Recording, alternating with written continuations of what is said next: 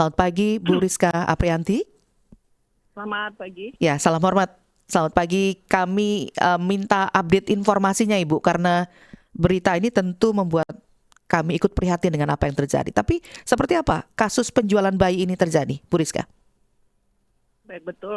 Jadi perlu kami informasikan di sini bahwa pada tanggal 19 Oktober kami memperoleh informasi terkait akan adanya transaksi jual bayi ini. Kemudian kami dari Subdit 4 melakukan penyelidikan, kemudian juga kami melakukan pendalaman informasi, mencari keterangan.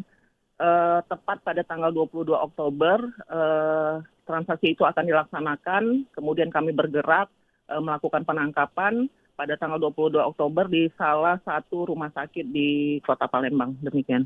Oke, jadi ini proses transaksi dan sebagainya di rumah sakit Ibu? Iya, betul sekali di rumah sakit. Oke. Siapa saja kemudian yang terlibat dalam kasus ini? Untuk sementara, untuk tersangka yang kami amankan ada 4 orang. Yang pertama inisial YS yang merupakan ayah dari bayi tersebut. Kemudian ada perantara RDY. Kemudian ada sepasang suami istri yang mencarikan calon pembeli, inisial R dan F. Dan calon pembelinya dari dalam negeri atau dari luar negeri ini Bu?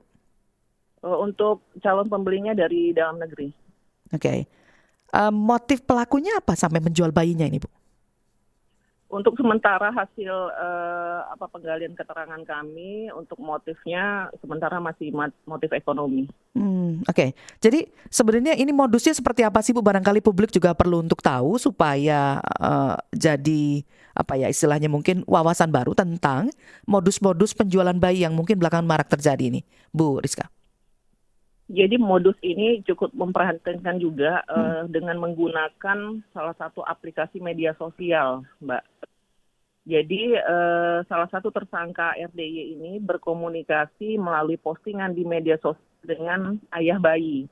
Kemudian berkomunikasi di aplikasi media sosial tersebut, berlanjut ke aplikasi WhatsApp. Kemudian berkomunikasilah ayah bayi dengan perantara RDY ini. Kemudian setelah melakukan komunikasi,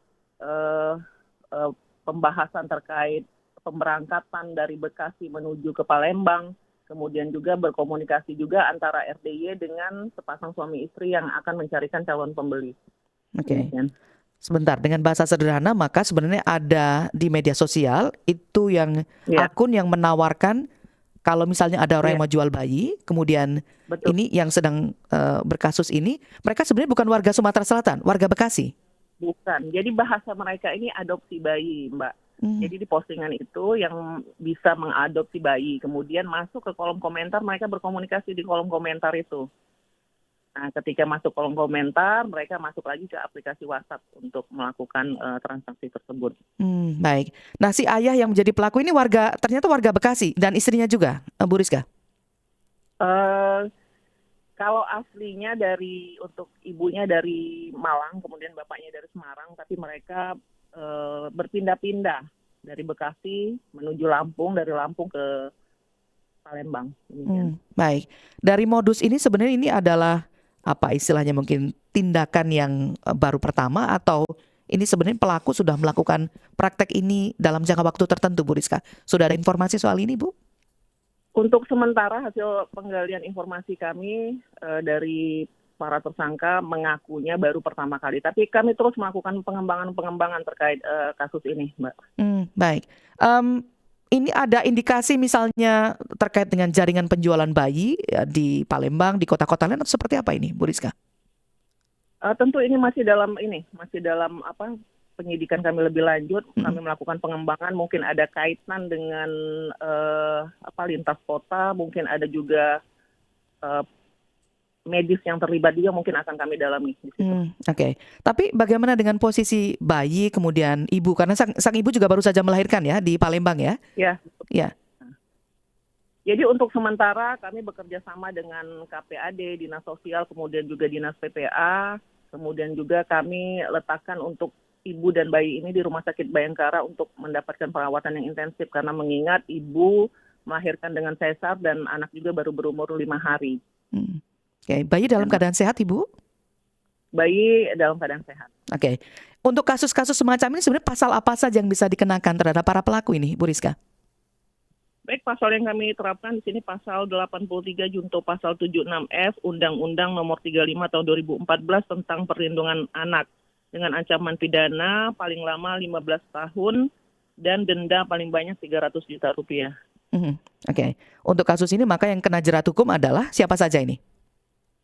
Ayah, Untuk ya, ayah bayi. sementara, ayah, kemudian perantara ada 3 orang, mungkin akan ada perkembangan lebih lanjut Oke. terkait kasus ini. Termasuk barangkali kalau jadi calon pembelinya juga kena ya, Bu ya?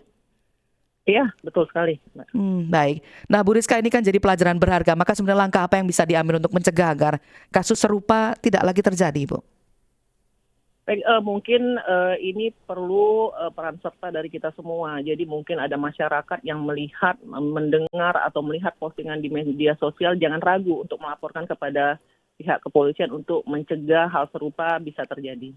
Oke, tepatnya media sosialnya apa Ibu ini supaya publik juga bisa lebih waspada?